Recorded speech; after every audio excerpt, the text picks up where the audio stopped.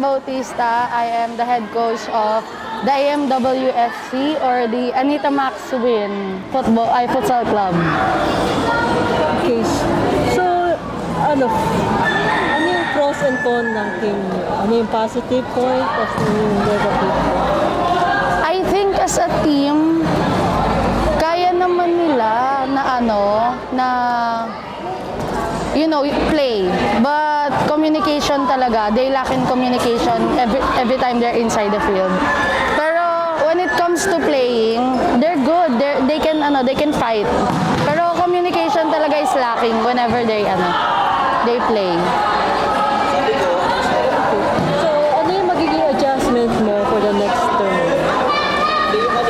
I think yung positioning nila kasi all of them, the three of them, are all mid and strikers. So we really don't have a proper defense right now.